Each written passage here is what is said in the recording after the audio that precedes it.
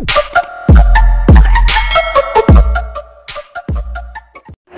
mga master! Welcome back again to our channel. Panibagong araw, panibagong kabanata na naman ang pagsamasamayin natin ngayong araw na ito. At kung bago ka sa ating channel, pag-click ang subscribe button and hit the notification bell para updated kayo sa ating mga susunod na videos. So mga master, bago natin simulan ang ating kabanata ngayong araw na ito, huwag po sana natin skip yung ads mga master no, dahil malaking bagay na po yan sa ating munting channel. So simulan na natin kabanata ngayong araw na ito. Let's go! Kabanata 3381-3400. Kabanata 3381. Walang makakalaban sa kanya. Ang pahayag na iyon ay labis na natakot kay Gloria kaya naramdaman niya ang mabilis na pagtibok ng kanyang puso. Pakiusap, huwag mo akong sundan. Huwag naman sana ako ang tinutukoy niya. Kung hahanapin ni Levi si Gloria doon, ang lahat ng dati niyang pagsisikap ay magiging walang kabuluhan, at hindi iyon ang gusto niyang mangyari.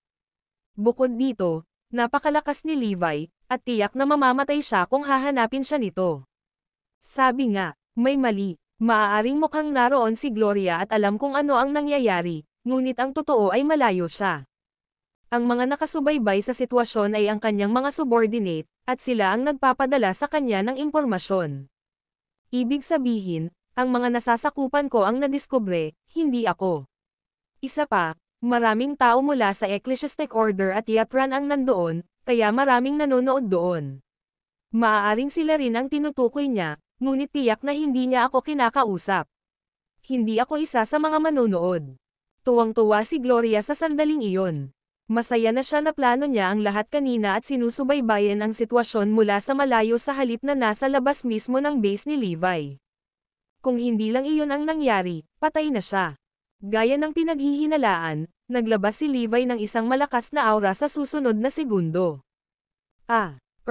Hindi. Agad na sumabog ang mga taong nakasubaybay sa lugar at naging ulap ng madugong ambon. Kabilang sa mga biktima ay ang mga nasasakupan ni Gloria, na lubhang namatay. Ganyan kalakas si Levi. Walang makakalaban sa kanya. Hindi napigilan ni Gloria na manginig sa takot. Kung malapit lang sana ako, patay na ako ngayon. Thank the heavens hindi ako nakapunta doon. Nasa akin talaga ang swerte, ha? Walang pakialam si Gloria sa isa at mabilis siyang tumakas. Ang ginawa lang niya ay may ilang lalaking pumwesto sa malayo sa base ni Levi para subaybayan ang sitwasyon mula sa malayo. Hindi na siya nang ahas na ipagsapalaran ang pagtungo. Hindi nagtagal, ibinahagi sa buong mundo ang balita tungkol sa labanan ni Levi at kung paano niya natalo ang mga mandirigma mula sa Ecclesiastic Order at Yatran.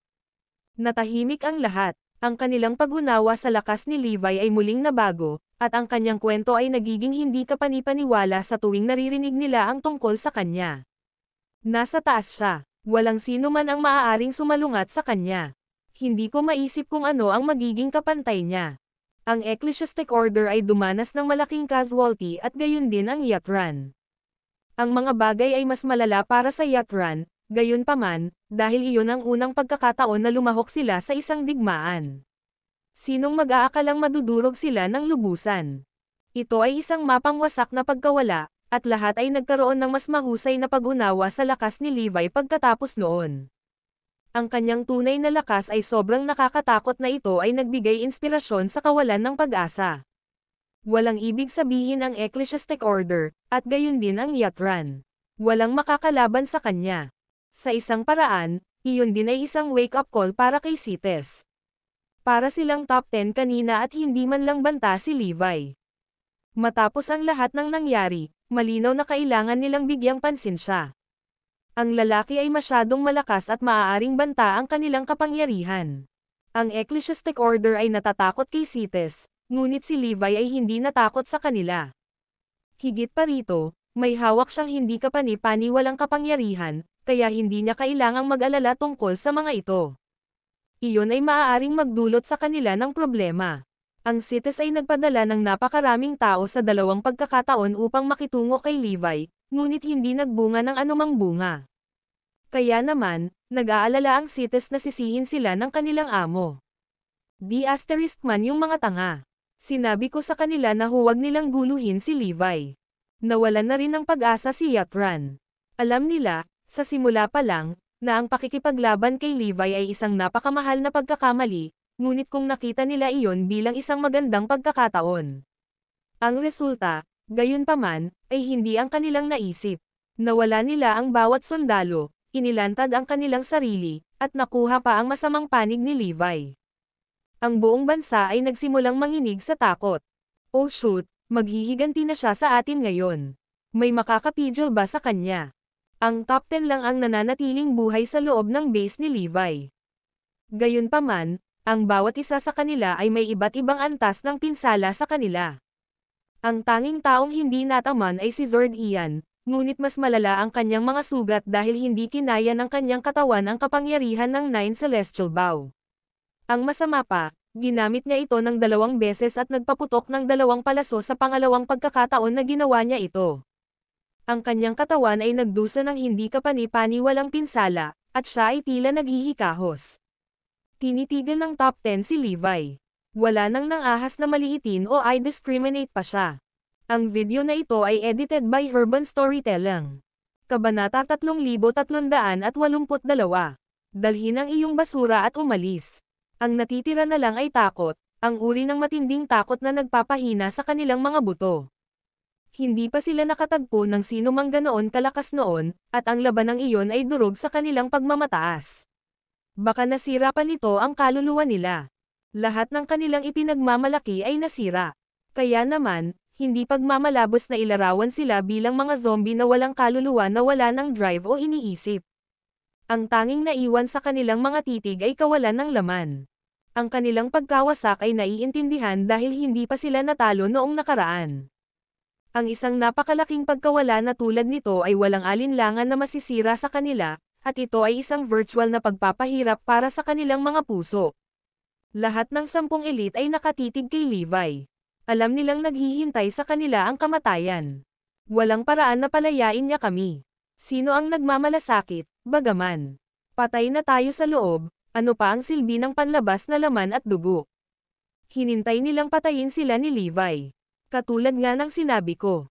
Aayusin mo lahat ng sinira mo, at makakaalis ka na kapag natapos mo na ang gawaing iyon. Nagulat ang top 10 nang marinig nila ang sinabi ni Levi. Ha! Hindi niya tayo papatayin. At pinapaalis niya tayo. Ito ay hindi ka panipaniwala. Hindi mo ba kami papatayin? Tanong ni Davon. Ngumisi si Levi, matagal na kitang papatayin kung iyon ang gusto ko, ano? Akala mo ba mahihirapan akong gumawa ng ganyan? Hindi mo ba napagtatanto na madali lang sa akin ang gawain? Tama siya. Ang pagpatay sa atin ay parang pag-angat ng daliri para sa kanya. Magpapakita ako ng awa sa Ecclesiastic Order at pakakawalan ko kayo. Ayusin mo lahat ng sinira mo. Maaari kang maghayganti sa akin, ngunit kailangan mong bumalik at magsanay ng mas mahirap. Masyado kang mahina para gumawa ng kahit ano ngayon. Naningkit ang mga mata ng lahat nang marinig ang sinabi ni Levi. Hindi niya tayo papatayin. Agad na lumiwanag ang kanilang isipan. Natural, maganda na hindi niya tayo pinapatay. Walang kwenta ang mamatay. Kaya naman, lahat ng 10 sa kanila ay nagsimulang magtrabaho kaagad at inayos ang lahat ng nasira sa base ni Levi. Mula sa sandaling iyon, ang lugar na iyon ay naging isang restricted area na mas gugustuhin ng hindi mabilang na mga tao na mamatay kaysa dumaan. Kanina, hindi nila mahanap ang base ni Levi, at ngayon nahanap na nila, pero ano?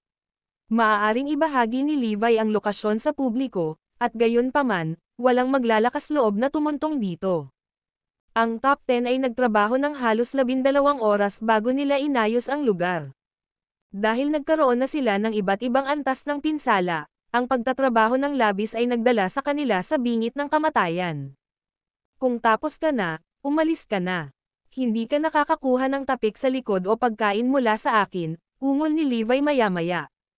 Okay. Lahat ng top 10 ay tumakas sa lugar na parang hinahabol ng mga multo.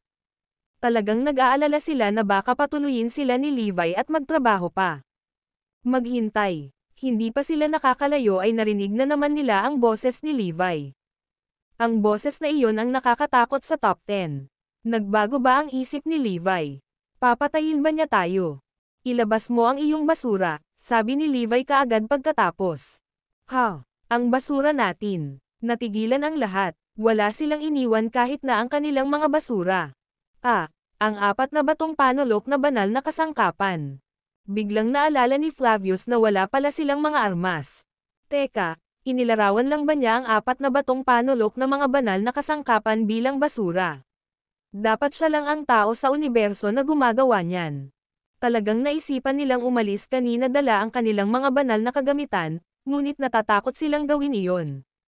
Para sa kanila, ang mga sandata na iyon ay hindi kapani-paniwalang mga kayamanan na napakahalaga, kaya ipinapalagay nila na gusto ni Levi na panatilihin ang mga ito. Akala nila ay papatayin niya sila kapag sinubukan nilang umalis dala ang mga armas na iyon, at iyon ang dahilan kung bakit nila iniwan ang lahat. Kahit na ayaw ni Levi na gamitin ang mga armas na iyon, malamang na gusto niya ang mga ito bilang memorabilia o kayamanan. Kaya naman, makatuwiran lamang na iniwan nila ang mga armas na iyon. Natalo sila sa labanang iyon, kung tutuusin. Sinong mag-aakalang walang pakialam si Levi sa 4 na batong panulok na banal na kasangkapan at nakita pa nga ang mga ito bilang basura? Tiyong, nalaglag ang panga ng lahat dahil sa sobrang unexpected. Ngayon na iniisip ko ito, gayunpaman, ang kanyang lakas ay ginagarantiyahan ang ganoong uri ng pag-uugali. Sa palagay ko natural lang na nakita niya ang batong panulok na mga banal na kasangkapan bilang mga piraso ng basura. Nagmadali ang nangungunang 10 upang kunin ang batong panulok na mga banal na kasangkapan at tumakbo palayo sa lalong madaling panahon. Ang video na ito ay edited by Urban Storytelling. Kabanata 3383. Nakuha ni Gloria ang 4 na bato na panlunan na kasangkapan. Iniwan ni Levi si Forlivia at ang iba pa ay umalis sa underground defensive base pagkatapos ng lahat. Inakala ng lahat na masisira ang lugar, kaya nagulat sila nang gumapang sila palabas doon at nakita ang lugar. Nilinis lahat, may mga palatandaan pa rin ng mga bitek dito at doon, ngunit sa pangkalahatan, ang lahat ay mukhang maayos. Ibang-iba ito sa inaakala nila. Walang nakakita kung ano ang mga bagay sa panahon ng labanan, ngunit naramdaman nila na ito ay isang matinding. Nanalo talaga si Levi. Napangiti ang lahat dahil doon. Sa kabilang side, natanggap ni Gloria ang balita pagkaalis ng top 10. Sa sandaling iyon, wala nang nangahas na puntiryahin ang base ni Levi. Walang iba maliban kay Gloria. Siya ay madalas na kumuha ng matapang na mga panganib at pinasubaybayan ng kanyang mga tauhan ang lugar. Hindi niya pinatay ang top 10. Now that is unexpected, sabi ni Gloria sa nagulat na tono. May iba pa dyan. Hindi man lang niya itinago ang mga kagamitang banal na batong panulok at itinapon niya ang mga sandata na iyon sa nangungunang 10 na parang mga piraso ng basura. Naningkit agad ang mga mata ni Gloria nang marinig iyon. Nag-aalab ang pagnanasa sa kanyang mga mata, hiniling niya, kumusta ang top 10 ngayon? Gaano sila nasaktan? Ang bawat isa sa kanila ay malubhang nasugatan, at ang kanilang lakas ay balewala kung ihahambing sa iyo. Tama siya. Si Zord Ian mula sa Central Pavilion ay mukhang malapit na siyang mamatay, at si Flavius at ang iba pa ay halos hindi na nakatitig. I bet Levi never had any intention na patayin sila. Kaya naman pinabayaan niya sila. Natawa si Gloria nang marinig niya kung gaano kalubha ang pagkasugat ng top 10. Ito ay nagpapakita ng perpektong pagkakataon para sa akin na makuha ang lahat ng 4 na pundasyong banal na kasangkapan. Mapapalalim ko rin ang puot sa pagitan ni Levi at ng Ecclesiastic Order. Halika na, tara na, ngayon din. Halatang excited si Gloria. Matapos lisanin ng nangungunang 10 ang lugar ni Levi dala ang kanilang mga kagamitang banal na bato, bumalik sila sa kani-kanilang mga lugar. Lahat sila ay nasugatan sa oras na iyon at may dala silang 4 na batong panulok na banal na kasangkapan.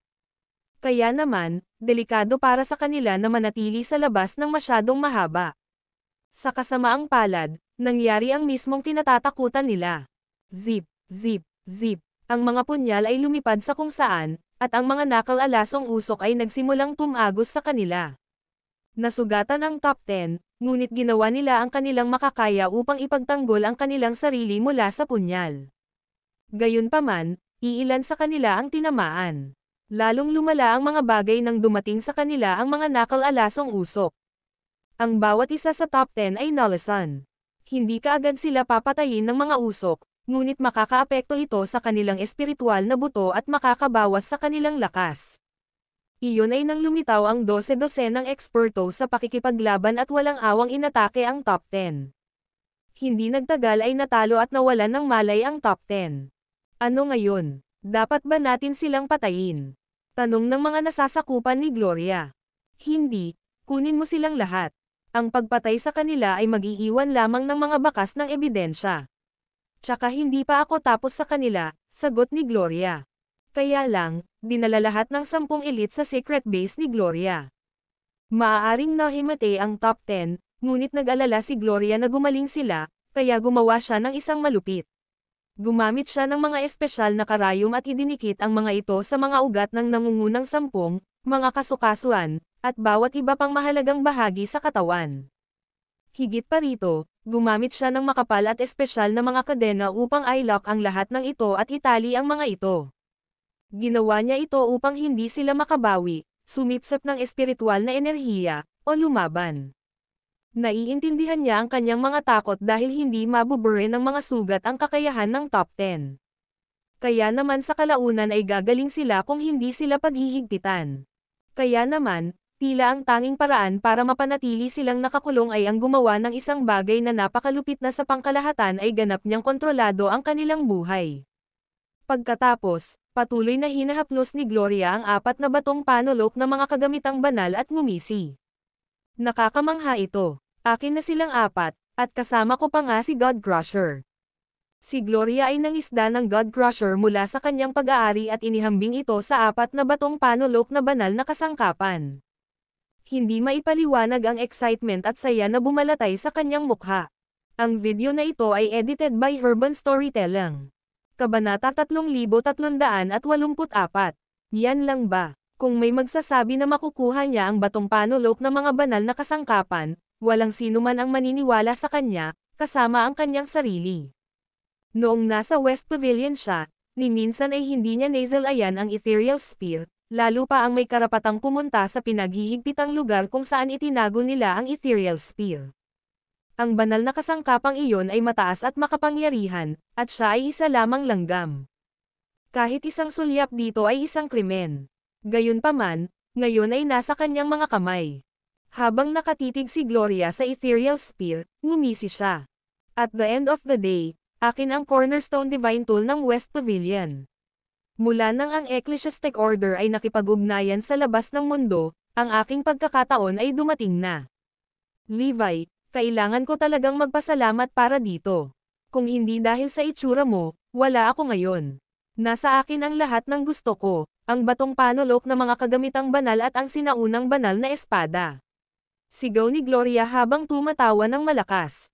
Gayunpaman, biglang nagdilim ang kanyang ekspresyon. Nasa kanya na ngayon ang 4 na cornerstone na banal na kasangkapan at ang ancient divine sword, ngunit gaano man siya kalakas, isa lang ang magagamit niya sa mga ito, hindi niya magagamit ang lahat ng 5 ng sabay-sabay. Kailangan ni Gloria ng tulong sa labas. Hindi ba't magiging mahusay kung maaari kong gawin ang 5 armas na ito sa isa at i-maximize ang kanilang mga kapangyarihan? Kailangan kong mag-isip ng paraan para magamit sila ng maayos. Hindi ko maaaring hayaan na ang 5 banal na kasangkapan na ito ay maging isang palamuti. Nakatitig sa nangungunang 10 elite mula sa Ecclesiastic Order, natawa si Gloria. Lahat sila ay dating mayabang, mataas sa pedestal. Noong unang panahon, hindi siya maaaring tumayo sa parehong antas ng mga elite. Palaging mababa ang tingin sa kanya nina Catry Crellin at Davon Shogho ng West Pavilion. Palagi siyang mababa ang katayuan kaysa sa dalawang iyon sa West Pavilion, at hinding-hindi siya makakakuha ng mas maraming pagkakataon gaya ng mga ito. Kung tutuusin, palagi siyang tinatawag ni Catry na *Turk, at palagi siyang nakasimangot ni Davon. Higit pa rito, sinubukan niyang akitin ang iba pang mga elite tulad ni Flavius, Thelonious, Sven, at marami pa. Sa kasamaang palad, nabigo ang kanyang mga pagtatangka. Una sa lahat, ang mga elite ay nakalubog lahat sa kanilang paglilinang. Pangalawa, lahat ng elite ay minamalas siya. Kaya naman, walang ibang naramdaman si Gloria kundi puot sa kanila. Smack! Sinampal ng malakas ni Gloria si Catry sa mukha. Nagising siya sa lakas ng sampal. Ikaw, Bakas sa mukha ni Katri ang hindi makapaniwala. Beach, smack, beach, smack, B*Turk, smack. Sumusumpa ng husto si Gloria habang patuloy na sinasampal si Katri na tila naglalabas ng galit sa kausap. Ang malakas na kaguluhan ang nagpagising sa iba. Ikaw, Gloria Gaston. Nang imulat ng top 10 ang kanilang mga mata at makita si Gloria, bumaha sa kanilang pakiramdam ang kawalang paniwala. Nang sinubukan nilang kumilos, napagtanto nila na hindi sila makakaipon ng anumang lakas. Ang bawat acupoint na maaaring magbigay ng lakas ay lahat ay seliado na. May isang espesyal na pako na ipinako sa bawat isa sa kanila. Kung tutuusin, gumamit si Gloria ng mga kadena para magkabuhol-buhol silang lahat. Sanay na si Davon na suwayan si Gloria, kaya agad siyang umungal, "Gloria, anong ginagawa mo? Umalis na tayo ngayon din. May death wish ka ba?" Puff! Sa sumunod na segundo, itinaas ni Gloria ang divine tool ng West Pavilion, Ethereal Spear, at tinusok ang kaliwang balikat ni Davon. Arg! Napaiyak si Davon sa sobrang sakit. Nang may sasabihin pa sana si Katri, sinaksak at idinikit ni Gloria ang palad sa dingding gamit ang Ethereal Spear. Agad namang tumahimik ang lahat. Alam nilang lahat na si Gloria ang may hawak ng sitwasyon. Sila ay ganap sa kanyang awa. Mukhang hindi masyadong kahanga-hanga ang top 10. Ngumisi si Gloria. Nang maramdaman ang kapangyarihan ni Gloria, nabigla si Flavius sa pagkabigla, "Kailan? Kailan ka naging ganito kalakas?" Ngayon, si Gloria ay kasing lakas nila. Kung sa bagay, kapantay niya sina Flavius at Riley. Ngumisi si Gloria. "Ikaw lang ang may kasalanan sa pagiging ignorante mo. May iba pang mas talented kaysa sa iyo." Natural, ang kausap niya ay si Forlivia. At ito, hindi ba ito ang God Crusher ni Levi? Kaya ikaw ang nagnakaw nito. Nakilala pa ni Flavius ang Diyos Crusher. Ang video na ito ay edited by Urban Storytelling. Kabanata 3385. Ang lakas ng loob na nakawin ang kanyang espada. Kaso basag. Hulaan ng lahat kung sino ang matapang na kaluluwa para magnakaw ng ancient divine sword ni Levi. As it turned out, si Gloria ang may gawa nito. Si Sonia at ang iba pang iilan ay napinsala. Si Gloria ang may kasalanan. "Hindi ka ba matapang, Gloria? Hindi ako makapaniwalang may lakas ng loob kang nakawin ang espada ni Levi. Kapag nalaman niya ang tungkol dito, patay ka na." Sigaw ni Flavius at ng iba pa. Sa sandaling lumabas ang mga salitang iyon sa kanilang mga bibig, nanginginig sa takot si Gloria. Dati ay hindi natatakot si Gloria kay Levi. Gayunpaman, pagkatapos ng naunang labanan, siya ay lubos na natakot sa kanya. Kahit na ang pagbanggit lamang ng kanyang pangalan ay lindol sa kanyang bota. Kaya naman, nang marinig niyang binanggit nila ang pangalan nito, namumula ang mukha at labi nito. Naiimagine na niya kung paano siya susundan ni Levi. Ano naman, walang paraan na mahahanap niya ako ngayon. Ginawa ni Gloria ang lahat para manatiling kalmado. "Gloria Gaston, malalantad ka rin sa wakas." Boses ni Sonia mula sa malayo. Hindi ba ito si Sonia at ang iba pa mula sa North Pavilion? Nang lumingon si Flavius sa gilid, nakita niya si Sonia at ang dalawa pa, na sugatan. "Naiintindihan ko. Nakuha ko na ngayon. Nawala ang mga taong ito dahil kay Gloria. Naging scapegoat sila ni Gloria. Sa katunayan, naiset up na rin ni Gloria ang CITES. Dapat siya ang nagbunyag ng base ni Levi." Hindi nagtagal, nalaman ito ng lahat. Si Gloria ang may pakana ng buong pangyayari. Siya ang nag-set up sa lahat. Sa wakas, napagtanto nila kung gaano siya nakakatakot.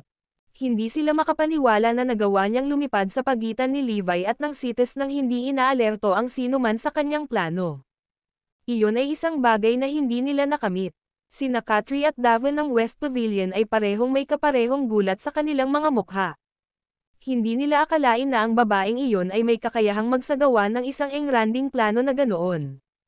Pagkatapos ng lahat, siya ay isang taong palaging hindi pinapansin ng iba sa West Pavilion. Hindi nila kailanman inisip ang tungkol sa kanya. Ngayon, hindi lamang siya matalino, ngunit siya ay kasing kapangyarihan nila. Nakakatakot siya. Hindi napigilan ang sarili. Nagtanong si Katri, "Kailan? Kailan ka naging napakalakas? Nakita ko kayong nag-away noong 1 buwan. Hindi ka ganoon kalakas noon." Paano mo ako nalampasan sa loob lang ng 1 buwan? Humalaklak si Gloria. This is all thanks to Levi. Natutunan ko ang pamamaraan ng kanyang anak na babae at lumaki ng napakalakas. Napabuntong hininga silang lahat. Ito ay kahanga-hanga. Kaya nga sinasabi ko sa iyo ngayon na tigilan mo na ang pag-aakala na napakagaling mo at kahanga-hanga. Wala ka kung ikukumpara sa anak ni Levi. Ang pamamaraan na kanyang naisip ay nagbigay daan sa akin upang makakuha ng kapangyarihan na kasing lakas ng sa iyo sa maikling panahon. Mayroon ka bang anumang bagay na maihahambing doon? Ang gusto ni Gloria ay mastan ang top 10 sa kanilang mga course. Gusto niyang ipahiya ang mga ito. Nang lumabas ang mga salitang iyon sa bibig ni Gloria, tumahimik ang mga elite. Sa totoo lang, napagtanto na nila na may iba pang mas makapangyarihan kaysa sa kanila nang lumaban sila kay Levi. Yung mga unggoy sa labas. Hindi na kami mga ngahas na tawagin silang mga unggoy. Masyadong nakakainis ang lahat ng ito. Sa wakas, napagtanto ng mga elite na sila ang mga ignorante. Kaya naman, nang marinig nila ang talumpati ni Gloria, napayuko sila sa kahihiyan. Tsaka malalampasan kita. Madudurog sa ilalim ng paa ko ang top 10. Haha, humagalpak ng tawa si Gloria sa sobrang saya. Gloria, alis na tayo agad. Kung nalaman ng ating mga tao na tayo ay nawawala, sila ay darating para sa atin. Kapag nangyari iyon, mapapahamak ka. Babala ni Zord iyan. Talaga, ninakaw mo pa ang batong panulok na mga kagamitang banal. Ayaw mo namang gawing kalaban ang 5 Pavilion di ba? Kung may nakakaalam kung ano ang ginawa mo, papanagutin ka nila sa krimen. Hayaan mo kaming pumunta sa pagkakataong ito, at baka mailigtas namin ang iyong buhay. Palayain kami ngayon, at magkakaroon ng puwang para sa negosasyon. Ang video na ito ay edited by Urban Storytelling.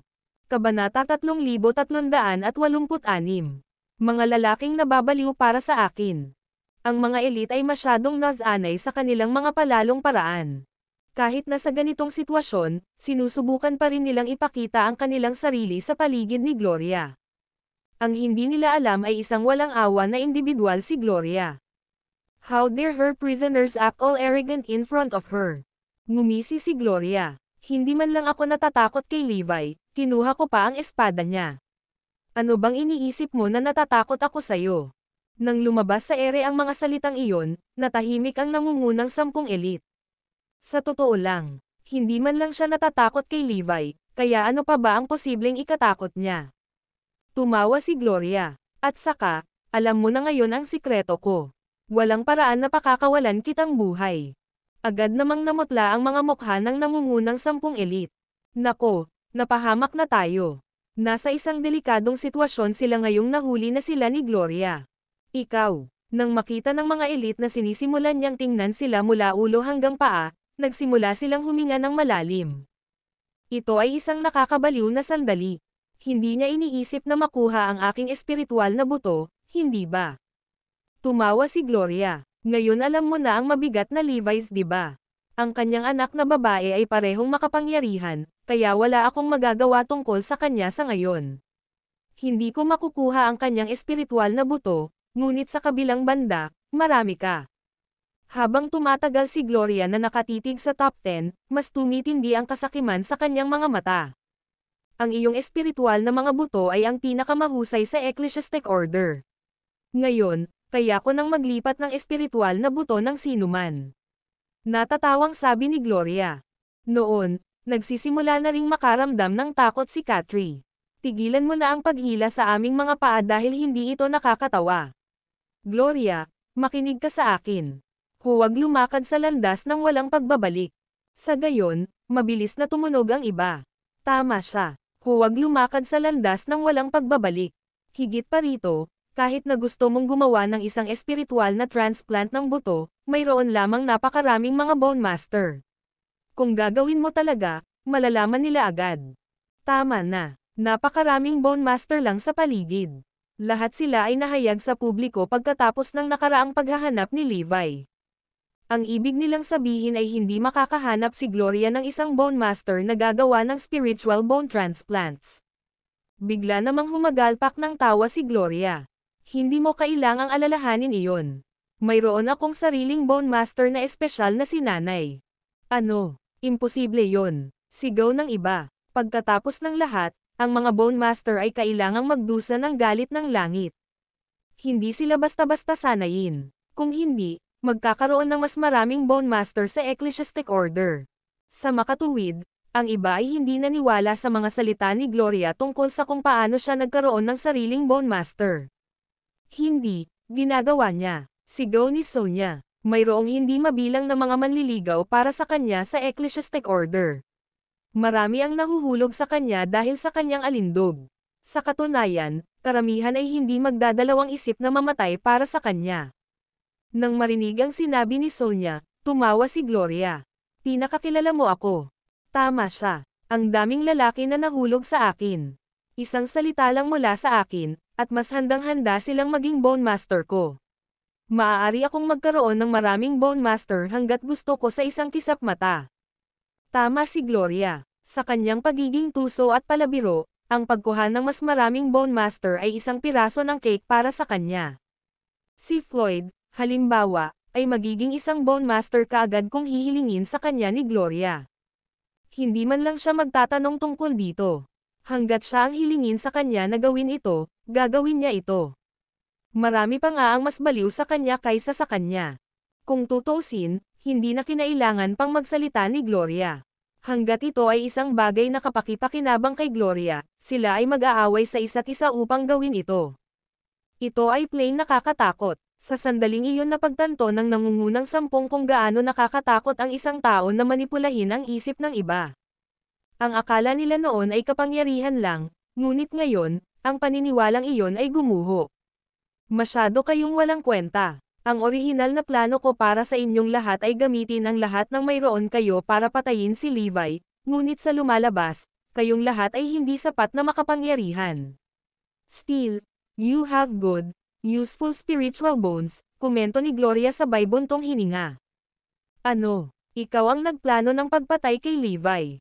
Napabuntong hininga si Flavius na para bang may narinig siyang yumanig sa kanyang kaibuturan. Hindi ko sasabihin iyon. Ikaw ang nagmungkahi nito noong una. Improvise ko lang ang plano. Yung mga elite ng ibang party, pati yung kay Yartran, yung arrangement ko, Gloria told them. Ang video na ito ay edited by Urban Storytelling. Kabanata 3387. Mas malupit kaysa sa espiritual na pag-transplant ng buto. Sa mismong sandaling iyon, napagtanto nilang lahat na si Gloria ang may kontrol sa lahat sa buong panahon.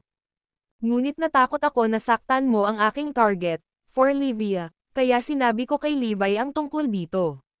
Dahil doon, nanlaki ang mata ni Flavius. Dahil sa'yo wala kaming nakitang iba nung pumunta kami. Tama, tila nasiyahan si Gloria na ibahagi ang kanyang plano sa iba. Ang kasiyahang nadama niya ay hindi masasabi. Di nagtagal, siya ay naglalakad sa paligid ng nangungunang sampung, maingat na pinagmamasdan ang kanilang espiritual na mga buto. Parang hindi ko na makukuha ang spiritual bone ng anak ni Levi. Sa tingin ko kailangan kong makipag-ayos sa iyo. Sa isang iglap, pinag-aralan ni Gloria ang lahat ng 10 espiritual na buto. Gayunpaman, patuloy siyang umiling. Ang nangungunang 10 ay talagang ang pinakamahusay para sa isang dahilan. *man. Ang bawat isa sa kanila ay napakagaling, at ang kanilang espiritual na mga buto ay hindi kapani-pani walang kahanga-hanga. Sila talaga ang alamat. Narinig ko lang ang mga ito sa mga sinaunang manual. Ito ay kakaiba. Gayunpaman, hindi nagtagal ay tumawa siya. Kaya ano, sa huli, nasa kamay ko pa rin ang top 10. Maaari akong magkaroon ng anumang espiritual na buto na gusto ko. Pero, nako, ang iyong espiritual na mga buto ay napakaganda. Sa kasamaang palad, hindi pa rin ito maihahambing sa espiritual na buto ng lumalamon na anak ni Levi. Buntong hininga na sabi ni Gloria. Ano? Ang lumalamon na espiritual na buto. Nagulat ang nangungunang 10 elite. Hindi sila makapaniwala na si Forlivia ang may maalamat na espiritual na buto. So bakit ang yabang nyo pa rin? Kung ikukumpara sa anak ni Levi, ikaw ay isang grupo ng mga wala. Ngayong nililinang ko ang pamamaraan ni Forlivia, nagsisimula na akong makaramdam ng lumalamon. Gayunpaman, wala sa iyong mga espiritual na buto ang maaaring makadagdag sa pamamaraan. Sa madaling salita, ang iyong espiritual na mga buto ay hindi sapat na karapat-dapat para sa pamamaraang ito. Kaya naman natarante si Gloria. Naisip niya na kasama ang top 10, magagamit niya ang kanilang mga espiritual na buto kasama ang pamamaraan ni Forlivia para makamit ang gusto niya. Gayunpaman, hindi pa rin ito gumana. Ang pinakamalakas na espiritual na buto ay ang lumalamon na espiritual na buto ni Forlivia. Gayunpaman, sa kasalukuyang lakas ni Levi, walang paraan na makukuha niya ang espiritual na buto ni Forlivia. Imposible lang. Kahit si Gloria ay alam iyon. Hindi niya ito makukuha maliban kung biglang lumitaw sa kanyang pintuan ang lumalamon na espiritual na buto ni Forlivia. Ngunit hindi naniniwala si Gloria sa gayong mga pantasya. Kailangan pa niyang ayusin ito ng mag-isa. Sa kabilang banda, nang marinig ng nangungunang 10 elite na hindi interesado si Gloria sa kanilang espiritual na mga buto, nakahinga sila ng maluwag. Salamat sa Diyos nakatakas kami dito. Gayunpaman, ang kanilang mga ngiti ay namutla sa kanilang mga labi sa susunod na segundo, dahil sinabi ni Gloria na may ngiti, siguro kung narinig mo ang tungkol sa isang bagay na mas malupit kaysa sa paglipat ng mga espiritual na buto. Ay hindi, parang masamang balita yan. May masamang mangyayari. Iyon ang mga kaisipang pumasok sa isipan ng nangungunang 10 elite. Kung sa bagay, nahulaan pa nga ni Sonia kung ano ang sasabihin ni Gloria. Narinig mo na ba ang ginagawa ng mga miyembro ng mga deviant clans noon? Hinuhukay nila ang espiritual na buto ng target at dinidikdik ito ng pulbos bago ito ihalo sa mga mahiwagang halamang gamot upang makalikha ng gamot. Ang pagkonsumo ng gamot ay magpapalakas sa sariling espiritual na buto ng mamimili. Sa katunayan, ang ilang makapangyarihang mga individual ay maaaring lumikha ng isang ganap na bagong espiritual na buto. Habang nagsasalita siya, sumili ang malademonyong ngiti sa kanyang mga labi. Sa sandaling sinabi niya ang lahat ng mga salitang iyon, nagsimulang manginig ang top 10. Nakita nila ang kanyang mga salita na masyadong nakakatakot. Kung nagsasabi siya ng totoo, mas malupit pa iyon kaysa sa paglipat ng mga espiritual na buto. Upang gilingin ang mga espiritual na buto upang maging pulbos at gawin itong gamot. Sa isiping iyon, hindi nila maiwasang manginig. Sigurado sila na iyon ay isang bagay na kayang gawin ni Gloria. Iyon ang higit na ikinaalarma nila. Walang magawa si Sonia at ang dalawa pa. Alam nila na ang top 10 ay tiyak na mapapahamak. Para bang nadiskubre niya ang bihirang ginto, sumigaw si Gloria, tama. Maaari kong baguhin ang aking espiritual na buto sa isang lumalamon na espiritual na buto. Kahit na hindi ito nakakasindak gaya ng lumalamon na espiritual na buto ni Forlivia. Kahit kalahating kasing lakas nito sa kanya, at least, makakadagdag ito sa diskarteng ito. Sa normal na mga kalagayan, si Gloria ay walang anumang paraan upang baguhin ang kanyang espiritual na buto. Gayunpaman, ang mga bagay ay iba na ngayon. Ang video na ito ay edited by Urban Storytelling. Kabanata 3388. Nakakagulat na pagtuklas ni Gloria. Magagamit niya ang mga espiritual na buto ng top 10s para sa kanyang sariling paggamit. Magagamit niya ang kanilang mga espiritual na buto upang lumikha ng isang bagong espiritual na buto. Bukod dito, kilala ni Gloria ang isang dalubhasa sa larangan ng espiritual na mga buto. Hehe, siya'y kakled sa loob. Ang mga eksperto sa larangang iyon ay malamang na mula sa mga lihis na angkan, na minsang sinundan ng ecclesiastic order noong nakaraan. Gayunpaman, hindi nagawa ng ecclesiastic order na sirain silang lahat, kaya ang ilan ay nakaligtas pa rin. Gayunpaman, marami sa mga miyembro ng mga lihis na angkan na iyon ay mga buhong na magsasaka. Nagkataon, may kilala si Gloria na dalubhasa sa lumalamon na mga espiritual na buto. Magagawa nilang kunin ang asensya mula sa mga espiritual na buto ng nangungunang 10 upang lumikha ng isang lumalamon na espiritual na buto. Sa isiping iyon, humagalpak ng tawa si Gloria. Nababaliw na kami. Lumubog ang puso ni Flavius at ng iba pang top 10. Alam nilang tapos na ang lahat. Kung tutuusin, sino kaya ang magkakaroon ng happy ending matapos mahuli ng bruhang tulad ni Gloria? Bawat isa sa kanila ay sasalubong sa isang kalunos-lunos na wakas. Hahaha, napuno ng saya si Gloria habang nakatingin sa top 10. Ang kanyang pagtawa ay isang mapang wasak na dagok sa top 10. Mas gugustuhin nilang patayin niya sila doon at pagkatapos ay ang kanilang pagmamataas at kagalakan, ang kanilang espiritual na mga buto, na dinurog hanggang sa pulbos. Hindi nila matanggap iyon. Iyon ay isang kapalaran na mas masahol pa sa kamatayan para sa kanila. Pakiusap, huwag mong gawin ito. Paalisan mo na kami. Pakiusap, Gloria, gagawin namin ang lahat. Nagmamakaawa na sina Davin at Katri, at ang natitirang mga miyembro ay nagsimulang magpasakop kay Gloria. Sino kaya ang hindi matatakot? Hindi nila naisip na ang kanilang espiritual na mga buto ay kinuha at dinurog sa pulbos. Hahaha, hindi ako darating sa desisyong ito kung kahit isa sa iyong mga espiritual na buto ay sapat na kapakipakinabang, ayos lang. Pasasalamatan kita para sa aking magandang kinabukasan. Iingatan kita para mapanood mo akong umakyat sa taas. Ayaw mo bang talunin si Levi? Ako ang gagawa nito. Ako na ang tutuperin ang mga pangarap mo. Malakas na sambit ni Gloria habang tumatawa. Pagkatapos, ipinatong niya ang kanyang kamay sa mga balikat ni Katri at sinabing, huwag kang mag-alala, kaya kota. Sa kasalukuyang pamamaraan na aking nililinang, maaari akong sumipsip ng espiritual na enerhiya ng higit sa 12-dosenang beses na mas mabilis kaysa sa inyong lahat. At that, inactivate pa niya ang teknik ni Forlivia. Swoosh! Kaagad, isang maitim na whirlpool ang lumitaw sa kanyang kanang kamay, at ang hindi matiis na sakit ay nakita sa mukha ni Katri. Ito ay dahil nilalamon ni Gloria ang lakas ni Katri.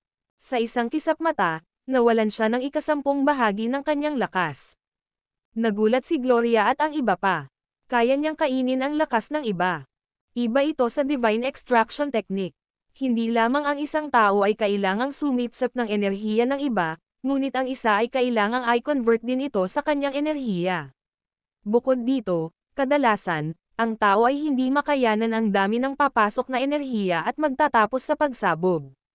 Kahit na pagkatapos mag-tweak ng mga bahagi ng teknik para maging mas mahusay ito, may limitasyon kung gaano karaming enerhiya ang maaaring makuha ng isang tao. Gayunpaman, iyon ang dahilan kung bakit kamangha-mangha ang pamamaraan ni Forlivia. Hindi nito hinigop ang lakas ng iba bagkus ay nilamon nito. Pagkatapos lumunin ang enerhiya, ito ay magiging sariling enerhiya ng gumagamit. Hindi na kailangan ang pagbabalik loob, at hindi rin kailangang matakot na hindi makuha ng katawan ang papasok na enerhiya, dahil ang kapangyarihang lumamon ay magpapalakas pa rin sa gumagamit. Ang gumagamit ay hindi kailangang mag-alala tungkol sa pagsabog mula sa labis na enerhiya. Ang mas maraming nilamon, mas malakas ang isa. Hanggat mayroong walang katapusang supply ng enerhiya upang lamunin, ang isa ay patuloy na lalakas at mas malakas. Ang pinakamahalaga, ang pamamaraan ni Forlivia ay lalamunan sa halip na sumipsip. Naturally, ang bilis kung saan kinuha ng gumagamit ang enerhiya ay daan-daang at libu-libong beses na mas mabilis kaysa sa iba. Natuwa si Gloria dito. Kaya ang pamamaraan ni Forlivia ay nagpapahintulot sa akin na kainin hindi lamang ang espiritual na enerhiya kundi pati na rin ang enerhiya ng iba upang palakasin ang aking sarili. Sa katunayan, maaari kong palakasin ang aking sarili sa pamamagitan ng paglamon ng enerhiya mula sa ibang mga nilalang sa mundo. Sa sandaling napagtanto ni Gloria iyon, isang euphoria ang lumitaw sa kanyang mukha. Si Forlivia ay may lumalamon na espiritual na buto, kaya ang bilis ng kanyang paglilinang ay isang bagay na hindi kailanman pinangarap ni Gloria na magkaroon. Gayunpaman, mayroon na ngayong kakayahan si Gloria na kainin ang lakas ng iba. Iyon ay isang paraan na maaari niyang gamitin para makahabol kay Forlivia at maging kay Levi. Hahaha, nagsimulang tumawa si Gloria na parang baliw na babae. Hindi ko naisip na ako ay matitisad sa pamamaraang ito sa isang random na pagtatangka. Ang video na ito ay edited by Urban Storytelling. Kabanata 3389. Nawasak ang 4 na banal na kasangkapan. Namula ang mukha ni Katri habang napapaungol sa sakit. Gusto niyang igalaw ang kanyang katawan sa sobrang sakit, ngunit hindi niya magawa dahil nakakandado ang lahat ng kanyang mga kasukasuan. Pakiramdam niya ay matuyuan na siya. Agad na itinigil ni Gloria ang proseso. Kung hindi ko itinigil ang proseso sa oras, naubos ko na sana ang lahat ng lakas ni Katri. Hindi ko pa kayang hayaan siyang mamatay. Kailangan ko pa siya. Kahit papaano kailangan kong tanggalin ang kanyang espiritual na buto at i-absorb muna ang kanyang kapangyarihan. Tumingin si Gloria sa top 10 na parang nakatingin sa kanyang biktima. Sa sandaling maabsorb ko ang lahat ng kanilang kapangyarihan, tiyak na magiging mas malakas ako kaysa kay Forlivia. Para patunayan na may kapangyarihan siyang lumunin ang mga ito, hindi niya muna sila hawakan pansamantala. Gayunpaman, mayroon pa ring iba sa paligid. Unti-unti niyang ibinaling ang atensyon kay Sonya at sa iba pang mga tao. Nako, hindi. Nag-iba ang ekspresyon ni Sonya nang mapansin ang masamang ngisi sa mukha ni Gloria.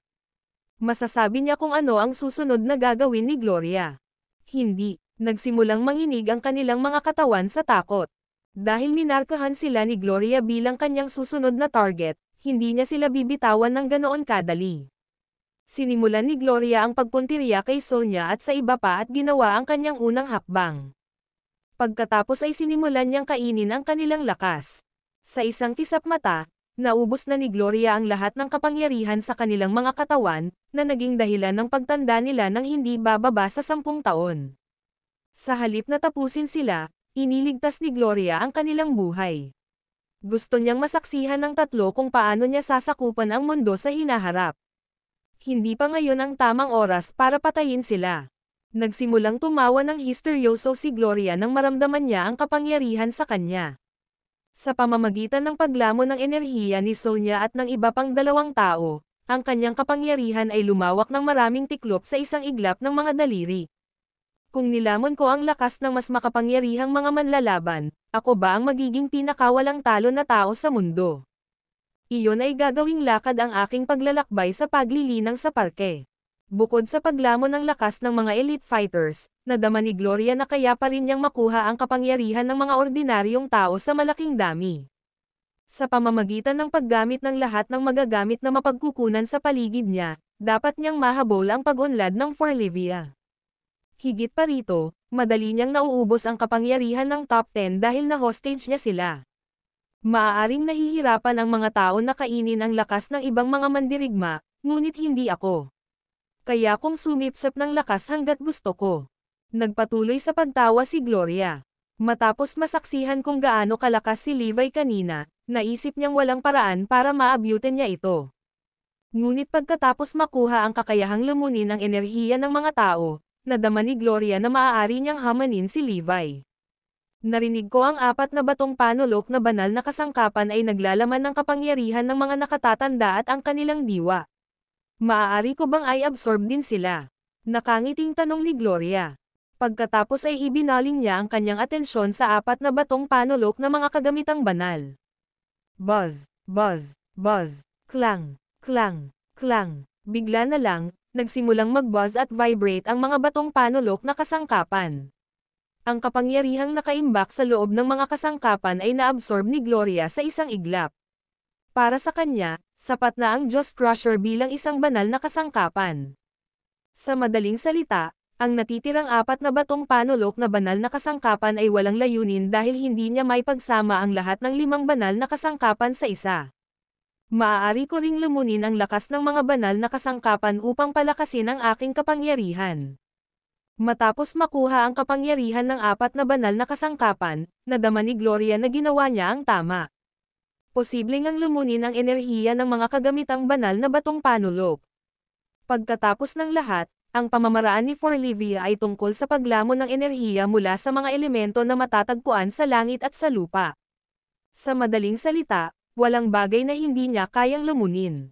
Habang patuloy na nilalamon ni Gloria ang kapangyarihan mula sa 4 na banal na kasangkapan, naramdaman ng mga tao sa paligid niya na lumalawak ang kanyang espiritual na enerhiya.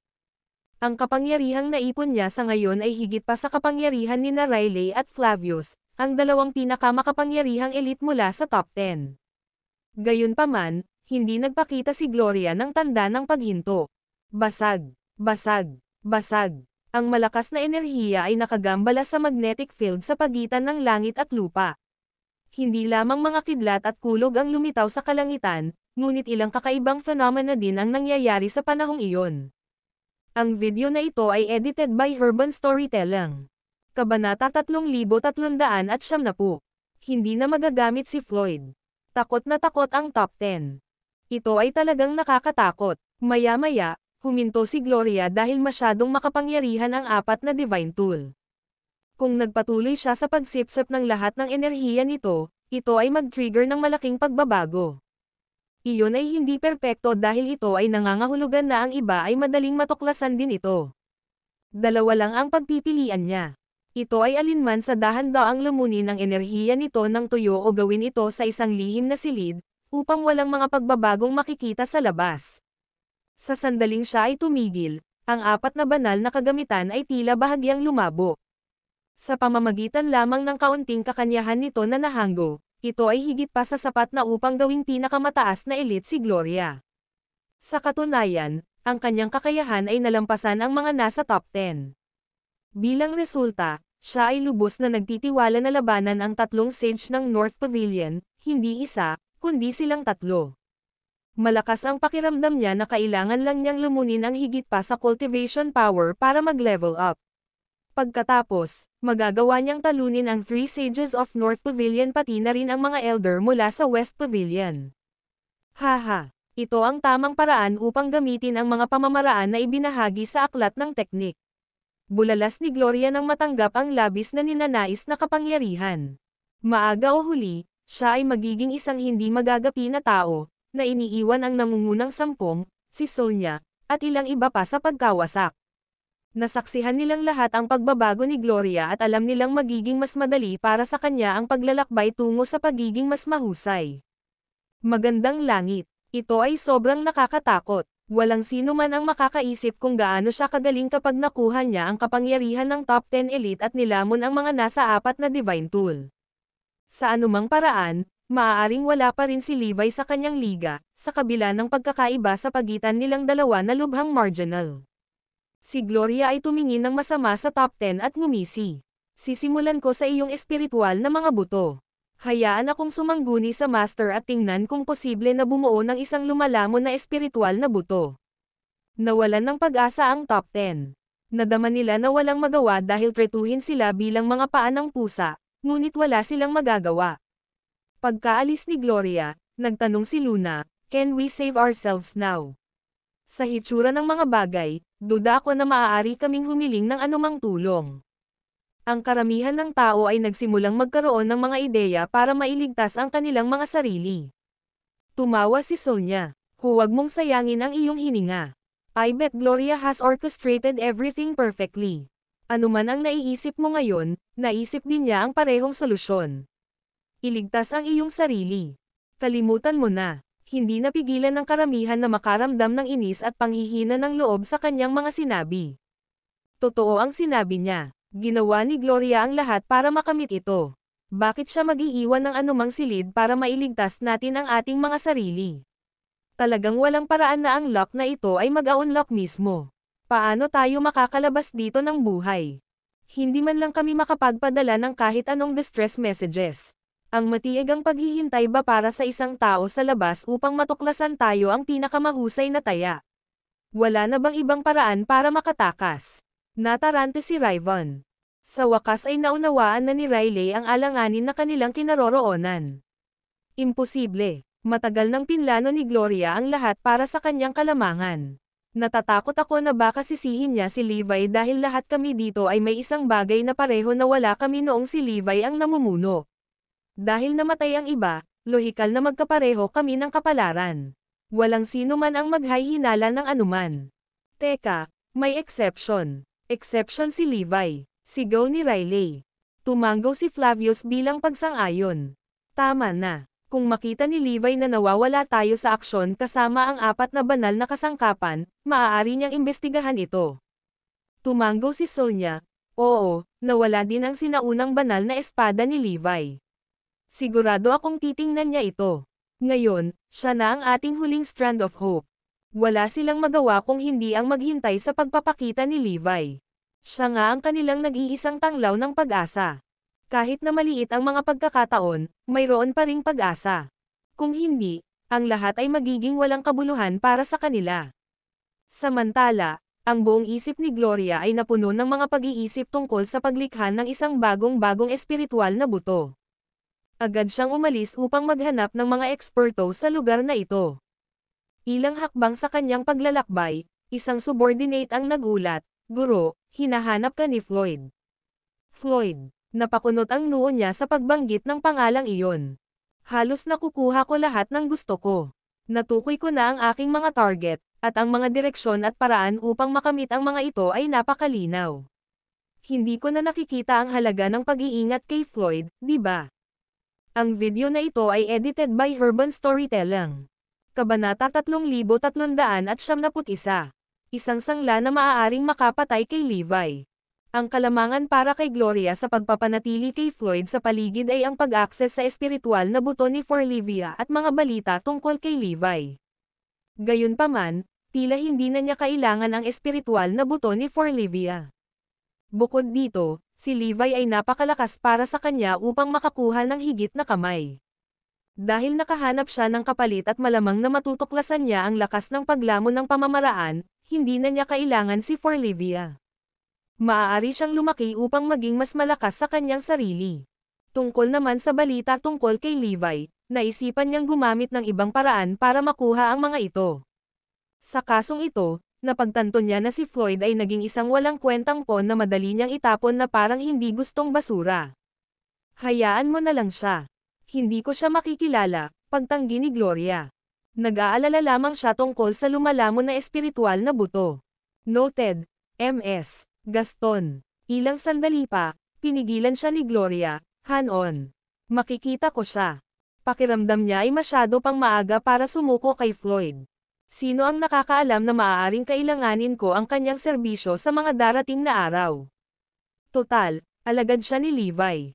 Kung iiwan ko siya ngayon, mapuputol ako sa lahat tungkol kay Levi. Halimbawa, hindi ko alam kung saan nagtago si Forlivia at ang iba pa noong digmaan. Si Floyd lang ang nananatiling informer ko. Higit pa rito, paano kung ang lumalamon na espiritual na buto ay isang pagkabigo? O ang epekto nito ay hindi kasing ganda ng inaasahan? Kakailanganin ko pa rin ang espiritual na buto ni Forlivia, hindi ba? Ang pinaka-perpektong sitwasyon ay para sa akin na makuha ang aking mga kamay sa espiritual na buto ni Forlivia sa sandaling tanggapin ko ang lahat at maging mas malakas.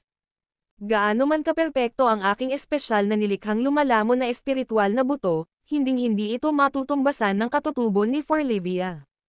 Isang huling bagay na hindi ko malilimutan, ilalantad ko ang aking sarili kung susuko ako kay Floyd ngayon. Sino ang nakakaalam na si Levi ay maaaring magsimulang mapansin ako at bantayan ako mula ngayon? Ang galing ni Levi sa pakikipaglaban at kakayahang mag-estratehiya ay nangunguna sa pagkakasunod-sunod. Baka hanapin niya muna ako.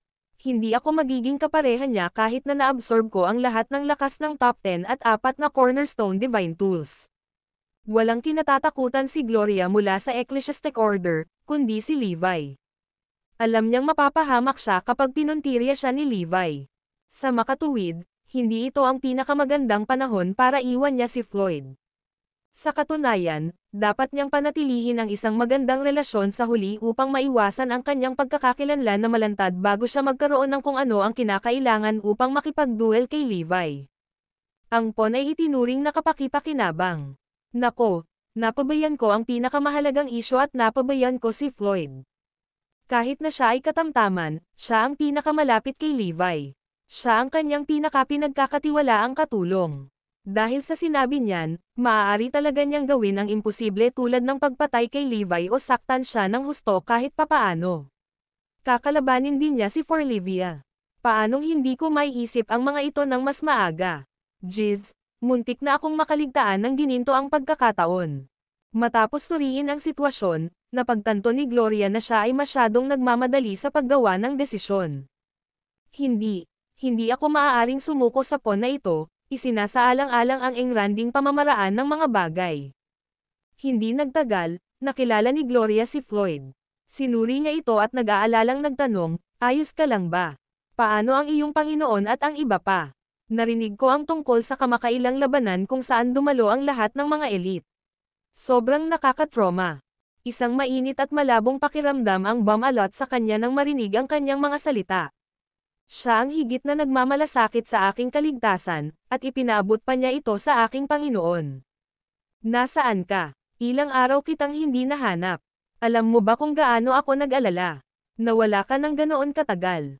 Nababahala ako nang marinig ko na ang mga elite ay naglulunsad ng buong puwersang pag-atake. Walang kapintasan ang ginawa ni Gloria. Nagkunwari siyang masama ang loob at pinalibot ni Floyd sa kanyang hinliliit. I'm sorry kung pinag-alala kita. Actually, hindi ako nawala. Hindi ko naman sinasadyang malayo. Hindi lang kita makontak, at hindi rin ako naglakas loob na gawin iyon, paliwanag ni Floyd. Saan ka nagpunta? Naglaho ka na parang manipis na hangin, hindi ba? Nabalitaan kong wala kayong lahat noong digmaan, maliban sa inyong Panginoon. Nasaan ka noon? Tanong niya. Ang video na ito ay edited by Urban Storytelling. Kabanata 3372. Carrot at Stick. Well, wala naman kaming pinuntahan. Mayroong underground facility sa base camp ng aking master kung saan kami nagtago. Floyd spilled the beans. Sa wakas ay naunawaan na ni Gloria ang sitwasyon. Narito, si Floyd at ang iba pa ay hindi umalis sa base camp. Hindi sila nakita kahit saan sa panahon ng digmaan dahil may pinasok na lihim na annex. Sa sandaling iyon, ikinonekta niya ang lahat ng mga tuldok at napagpasyahan na ang pawn ay kapaki-pakinabang pa rin. Agad na nalutas ang misteryo. Dagdag pa ni Floyd, una, hindi kita makontak. Pangalawa, hindi ako naglakas loob na gawin ito. Paano kung malaman ng iba? Tiyak na ituturing ka nilang parang isang kaaway, at ayaw kong mangyari iyon. Sa pagkakataong iyon, may gulat sa mga mata ni Gloria. Posible talaga iyon. Mas madaling ilantad ang sarili kapag may emergency na sitwasyon. Salamat sa Diyos na brainwash ko siya para mag-isip sa ganitong direksyon. Phew, buti naman. Mayroon akong mga langgam sa aking pantalon sa buong oras. By the way, kamusta ang laban? Sinaktan ba ng amo mo ang sarili niya? Inosenteng tanong ni Gloria. Sumunod, sinimulan ni Floyd na ipagmalaki kung gaano kahusay si Levi, kaya medyo hindi mapalagay si Gloria. Masyadong malakas si Levi. Para siyang bundok, matatag na nakaupo sa harapan ko, at wala akong paraan para tanggalin iyon. Bagamat hindi pa niya ito nakilala ng personal at hindi pa niya kilala, siya ang pangunahing kaaway nito, ang tinek na tumusok sa kanyang puso. Si Levi ay kahawig ng isang demonyo na nagtanim ng matinding takot sa loob niya. Nanginginig siya sa takot sa tuwing naiisip niya ito. Tumingin sa kanya si Floyd at sinabing, "Salamat sa pagbibigay sa akin ng ilang tip ng maaga, Gloria. Kung hindi sana naihanda ng aking amo ang kanyang sarili para sa digmaan." Nagambag ka sa kanyang tagumpay. Talaga, kahanga-hanga yan. Sa wakas, may magagawa ako para sa iyo pati na rin sa iyong amo. Nagkunwaring nagtataka si Gloria. Sa kaibuturan niya, alam niyang walang kinalaman sa kanya ang pagkapanalo ni Levi dahil hindi siya matatalo. Iyon ay isang hindi mapag-aalinlangan ng katotohanan. Walang magbabago sa mga resulta, hindi alintana kung mayroong isang piling tao ang kanyang katugma. Gloria, sa tingin ko ay oras na para ipakilala kita sa aking amo. Ano sa tingin mo? Tinitigan siya ni Floyd na may labis na pananabik. Hindi niya inaasahan na gagawa siya ng ganoong mungkahi, kaya nagulat siya. Gusto kong sabihin sa kanila na ikaw ang nagbahagi ng balita sa akin, at nakatulong naman ito sa amin upang makamit ang tagumpay. Sa katunayan, palihim mo kaming tinutulungan sa lahat ng mga pangyayaring iyon sa nakaraan. I want to proudly introduce you to my master and friends and welcome you to the big family with open arms. Matapang na ibinahagi ni Floyd ang kanyang mga plano. Kanina pa siya naghihintay ng tamang sandali, at naisip niya na dumating na ang oras para gumawa siya ng hakbang pasulong. Tinitigan niya ito ng may pag-asa, naghihintay ng sagot nito. Gayunpaman, nanunuya si Gloria, inilalagay mo ako sa lugar. Paano kaya iyon? Malungkot ang ekspresyon ni Floyd. Dalhin mo ako sa iyong master sa sandaling ito. Sino ba naman ang hindi maghay-hinala na may lihim akong motibo? Inatake ng ecclesiastic order ang iyong Panginoon. I bet tinitingnan niya sila bilang mga kaaway ngayon. Maniniwala kaya siya na ako ay para sa kanya at hindi laban sa kanya kahit na marami na akong nagawa para sa iyo at sa iyong barkada noong nakaraan. Natarante si Floyd. Walang nangyaring katulad ng naisip niya. Pinag-isipan niya ito at napagtanto niyang may punto siya. Katatapos lang ng digmaan. Kung ibabalik ko si Gloria ngayon, sinong maniniwala na inosente siya? Sa kabaligtaran, maaari nilang isaalang-alang ang ginawa niya sa nakaraan bilang isang bitag. Bukod pa rito, maaari nilang sisihin siya sa paglantad sa base camp. Iisipin pa nga nila na may kinalaman siya sa nawawalang God Crusher. Isa pa, kung sasama ako sa iyo upang makipagkita sa iyong Panginoon, ang Ecclesiastic Order ay magsasabi sa akin na isang traidor, na magdulot ng mas malalim na sama ng loob sa pagitan ni Levi at ng Ecclesiastic Order. Sinusubukan mo bang patayin ako sa magkabilang panig? Mabangis niyang tanggi. Agad namang humingi ng tawad si Floyd, I'm sorry, Gloria. Hindi ko naisip iyon. Unti-unting pinalambot ni Gloria ang kanyang tono. Ako rin, ay umaasa na makilala ang iyong Panginoon, ngunit ang oras ay hindi perpekto. Sa pamamagitan nito, minanipula siya ni Gloria gamit ang isang carrot at isang stick. Ang video na ito ay edited by Urban Storytelling. Kabanata 3373. Ang ating tunay na kaaway. Si Gloria ay tila nababagabag. Naghintay ako ng tamang sandali para makilala si Master at ang iba pa, ngunit mukhang wala na akong natitirang oras. Nang makita kong gaano kabalisa ang babae, agad siyang inalo ni Floyd, pasensya ka na, Gloria. Sigurado akong makukuha mo ang iyong pagkakataon. Muli na namang nakuha ng pagiging palihis ni Gloria ang gusto niya sa pamamagitan ng paglihis sa kahilingan ng lalaki. Nakuha pa niya itong maawa sa kanya. I just don't think this is fair to you. Ibig kong sabihin, ang dami mong nagawa para sa akin, pero wala pang nakakaalam kung sino ka. Reklamo ni Floyd. Dito, ngumiti si Gloria bilang tugon. Ayos lang. Alam ko kung gaano kakritikal ang sitwasyon ngayon.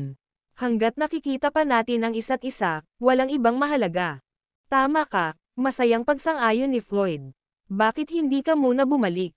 Kailangan kong tingnan ang order at tingnan kung nakaisip sila ng bagong plano.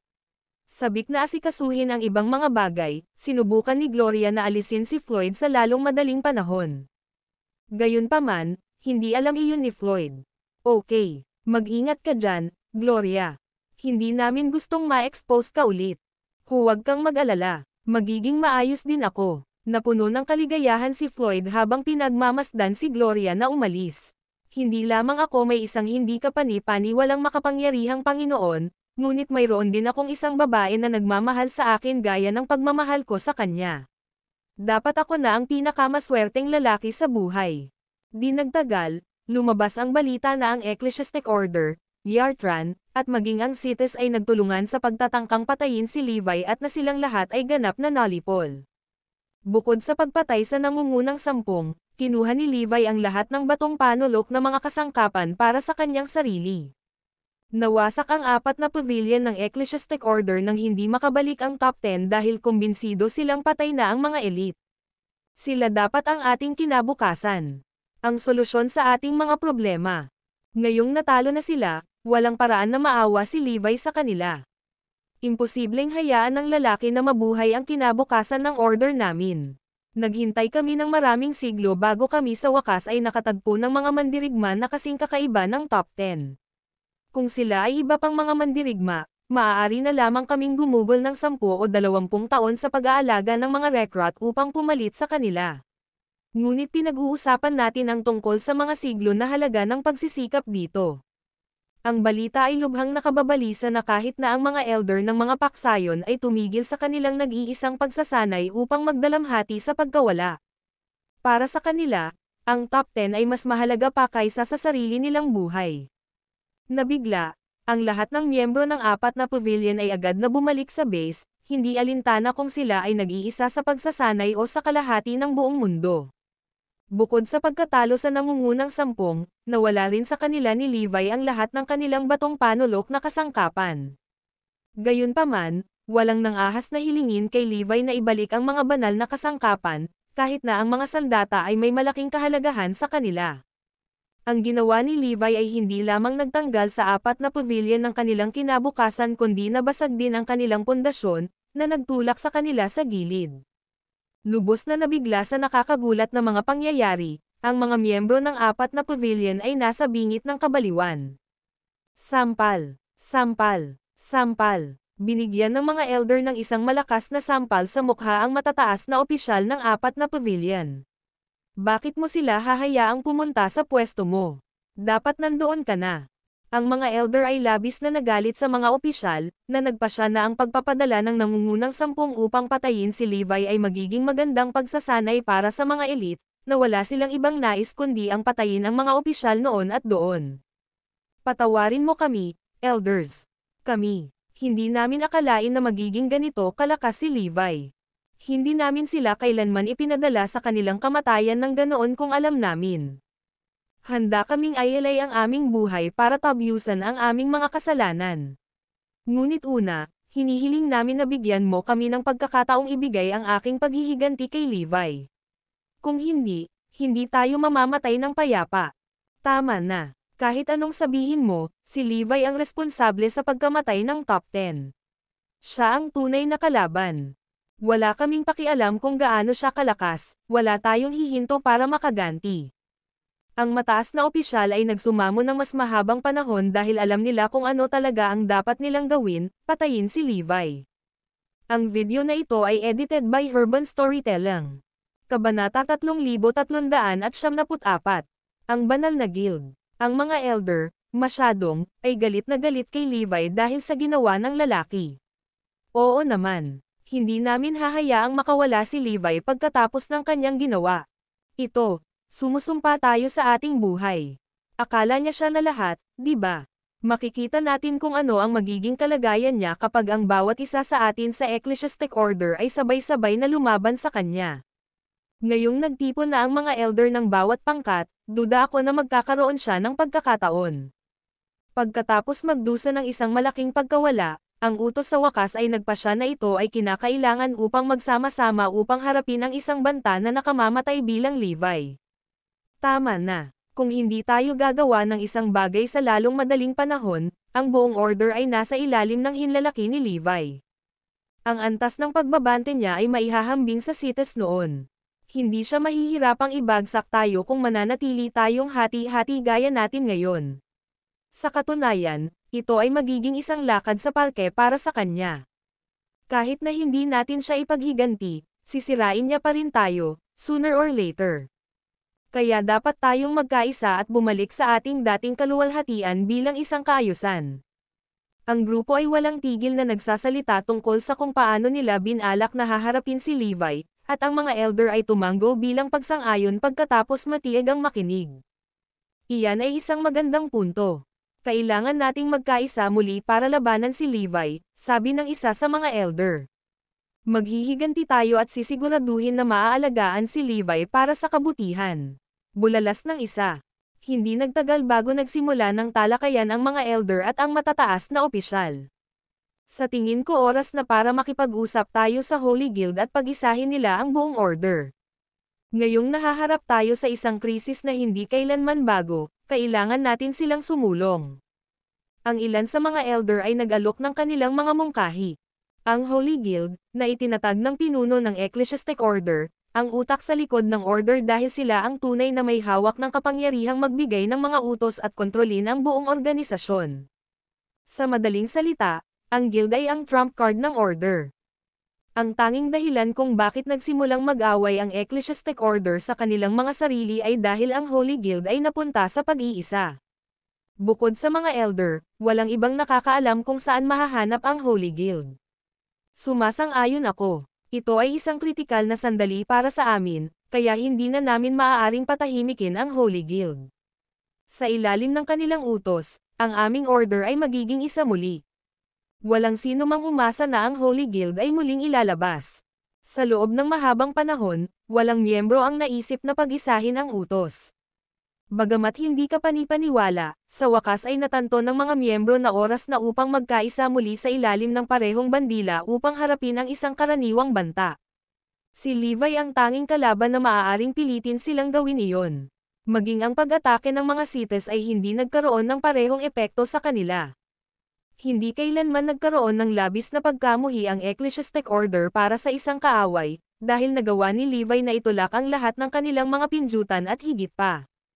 Okay, umalis na tayo. Ang ilan sa amin ay makikipagkita sa Holy Guild habang ang iba sa inyo ay pag-uusapan kung paano pag-isahin ang aming order.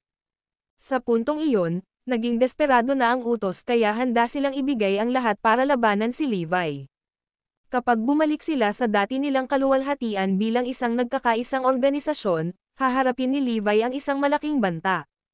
Hahaha, tumawa ng malakas si Gloria dahil iyon naman talaga ang gusto niyang makitang mangyari. Ang kanyang mga pagsisikap na ibaling si Levi at ang Ecclesiastic Order laban sa isa't isa ay hindi nawalan ng kabuluhan. Sa katunayan, ang resulta ay mas mahusay kaysa sa kanyang inaasahan. Si Gloria ay higit na natuwa nang marinig na ang utos ay sa wakas ay nakukuha sa Holy Guild na pag-isahin sila. Palagi kong naririnig ang tungkol sa maalamat na Holy Guild na lumalaki, ngunit ni minsan ay hindi ko nakita ang sino man sa kanilang mga miyembro. I wonder kung maraming elite sa kanila. Kakayanin ko bang lumunin sila? Musisa ni Gloria sa sarili. Samantala, nakarating din kay Levi ang balita. Ano? Sinasabi nila na pinatay natin ang nangungunang 10 at kinuha ang mga kagamitang banal na batong panulok. Sinisisi nila tayo niyan. Ang video na ito ay edited by Urban Storytelling. Kabanata 3375. Si Levi at ang kanyang mga kaisipan. Pero hinayaan namin ang top 10. Hinahayaan pa namin silang panatilihin ang kanilang mga banal na kasangkapan. Paano na lang nila tayo masisisi kapag nawawala ang mga elite nila? Hindi ka panipaniwala, malungkot na bulalas ni Floyd habang ang iba naman, nagalit din sa akusasyon. Inamin na namin ang hindi mabilang na beses na kitilin ang buhay ng aming mga kaaway, kaya ano pa ang 10. Ngunit ang katotohanan ay hindi namin pinatay ang top 10. Ang batong panulok na mga banal na kasangkapan ay walang iba kundi basura kay Master, kaya bakit tayo magkakaroon ng anumang dahilan upang dalhin ang mga ito? May dahilan si Floyd para magalit dahil ang paratang ay lubos na katawa-tawa. Master, aayusin ko po ito. Alam namin na nagpakita kami ng awa sa mga lalaking iyon at hinayaan pa silang sumunod sa kanilang mga banal na kasangkapan, kaya hindi kami maaaring tumayo na lang habang binabaluktot ng iba ang katotohanan, galit na boses ni Floyd. Aalis na sana si Floyd nang sumagot si Levi, wala kang masasabing baguhin ito. Walang maniniwala sa iyo. Sumang-ayon si Zoe at ang iba pa kay Levi. Tama siya. Walang saysay na subukang ipaliwanag ang ating sarili dahil walang makakahanap sa kanila o sa mga banal na kasangkapan. Bukod dito, ang Ecclesiastic Order ay tinatrato tayo ngayon bilang kanilang sinumpaang mga kaaway, kaya bakit sila maniniwala sa anumang sasabihin mo? Ni hindi man lang nila pinakinggan ang salitang lumalabas sa bibig mo. Wala silang dahilan para pagkatiwalaan ka. Sa palagay mo ba ay maniniwala sila na hinayaan nating mabuhay ang nangungunang 10 pagkatapos sabihin ang iba? Ano ba, baka isipin pa nila na iniinsulto natin sila. Matapos pakinggan ang lahat ng iyon, galit na galit si Floyd kaya marahas niyang sinuntok ang kanyang kamao sa dingding. Damn it all, may nagtatangkang iset up tayo. Malamang kaaway ng utos. I'm guessing they took the opportunity to take out the severely injured top 10 bago kami sisihin, mungkahi ni Zoe pagkatapos ng kanilang pag-iisip. Dahil doon, tumanggaw naman ang iba bilang pagsang-ayon. May punto siya. Alam nating lahat na maraming kalaban ang order at kinaijitin sila sa pagkakaroon ng mga talento tulad ng top 10. Kung mabibigyan ng pagkakataon, kahit sino ay gumawa ng parehong bagay. Gayon din sa mga kasangkapang banal na batong panulok. Dahil lang sa tingin ni boss na basura sila ay hindi ibig sabihin na iba ang opinyon niya. Biglang may naisip si Floyd. Sa tingin mo ba ay maaaring maging responsable si Sonia at ang iba pa? Agad na nakuha ng lalaki ang atensyon ng lahat ng magtanong ito. Sila ang dahilan kung bakit na-expose ang base namin at ninakaw ang God Crusher. Na-ambush din kami kasi ni-reveal nila yung position namin. Mayroon silang lahat ng dahilan upang makuha ang nangungunang 10 at kunin ang batong panulok na mga banal na kasangkapan. Sa matinding pinsala sa mga elite, madali nilang ayusin ang mga pagbabago sa paglipat ng buto. Higit pa riyan, maaari silang mapapakinabangan sa pamamagitan ng pagbelang ng guro at ng Ecclesiastic Order laban sa isa't isa. Kung tutuusin, sila ang nagkakilala ng God Crusher ni Master. Marahil ay naisip nila na maaari nilang makuha ang utos na harapin si Master minsan at para sa lahat. Malamang natakot sila sa kanya at gusto siyang patayin, chimed in Floyd, who seemed more clear-minded and logical when it comes to analyzing Sonia and the others. Posible iyon at malamang. Sumang-ayon ang iba. Samantala, Napakunot lang ng kilay si Levi sa katahimikan, dahil hindi niya akalaing si Sonya at ang mga kasama nito ay may pananagutan sa nangyari. Siguradong mula ng personal niyang binisita ang North Pavilion noong nakaraan. Alam kong hindi kaya ni Sonya ang gayong gawain, at sa palagay ko ay hindi rin ito ang sites mula nang ipinadala nila sa akin ang kanilang mga tao sa pagkakataong ito. Malamang na wala ring pananagutan ang Ecclesiastic Order dahil nagpapagaling pa sila sa kanilang pagkatalo. At saka, nawala ang top 10 malapit sa base namin, kaya bakit hindi nila ipagsapalaran na ipadala ang kanilang mga tao kahit saan malapit dito? Hindi maaaring maging sila.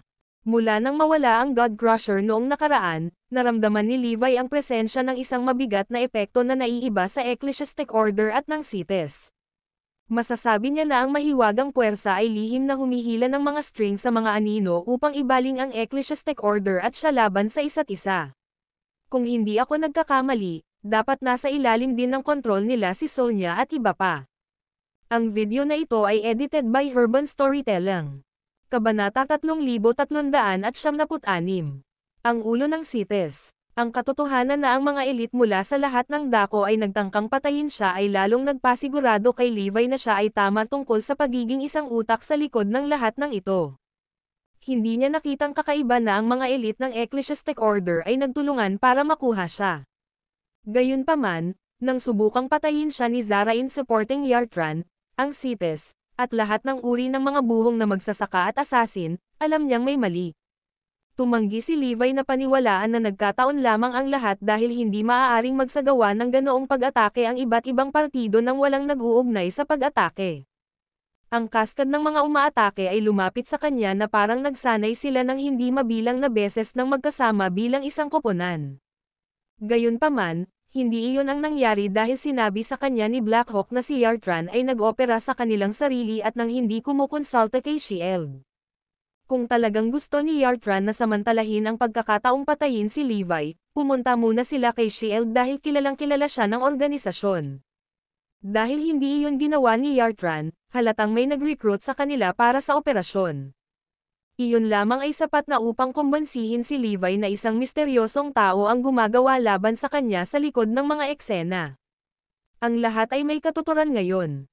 Ang taong iyon ay dapat ang nagnakaw ng aking Diyos na Crusher at naglantad sa lokasyon ng aming base sa CITES. Dapat ay natutunan na nila ang impormasyong iyon pagkatapos makuha at tanungin si Sonya at ang iba pa. Ano ba talaga ang pinagdadaanan ko dito? Kung sino man sila, parang pamilyar sila sa Ecclesiastic Order, sa CITES, sa outside world, at maging sa akin. Mali sila kung sa tingin nila ay maaari nilang guluhin ako at makatakas. Mariin na ipinikit ni Levi ang kanyang mga mata habang nanunumpa na aabot sa ilalim nito. Ngayong nakikita na ako ng Ecclesiastic Order na walang iba kundi ang kanilang kaaway, sa tingin ko ay hindi na sila gaanong makakatulong. Tungkol naman sa Yartran, baka may magawa ako sa kanila dahil magkakaibigan kami. Ako mismo ang dapat mag-ayos na pumunta doon. Tama na ang talakayan. Kung gusto nilang pumunta sa atin, hayaan mo sila.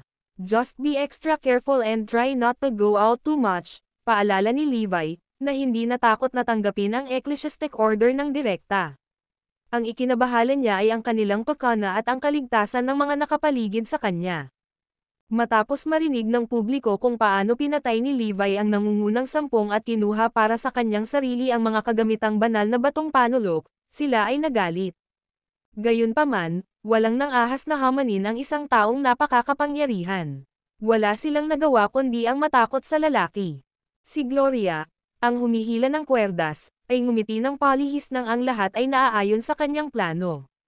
Sa sandaling iyon, ang mga pinuno ng CITES ay nakatayo sa isang pavilion sa isang lugar sa kalaliman ng mga bundok, at nakatayo sa harap nila ang isang matikas na nasa katanghaliang gulang na lalaki. Sampal, sampal, sampal. Binigyan ng lalaki ng isang malakas na sampal sa mukha ang mga pinuno, ngunit walang nang-ahas na magsalita ng isang salita ng pagsuway. Kung makikita ng mga miyembro ng Ecclesiastic Order ang eksenang iyon, sila ay labis na nagulat, dahil kumbinsido sila na ang CITES ang pinakamalakas sa mga lihis na angkan. Nais nilang malaman kung sino ang maaaring hindi gumalang sa mga ulo ng CITES ng ganoon at magpasakop pa rin ang mga pinuno na parang mga aso. Sinabi ko ba o hindi mo iwan si Levi? Malamig na tanong ng medyo may edad na. Gayunpaman, ang mga pinuno ay patuloy na ibinaba ang kanilang mga ulo sa katahimikan. Bingi kayong lahat, o talagang naniniwala ka na may sapat kang kapangyarihan para labanan si Levi?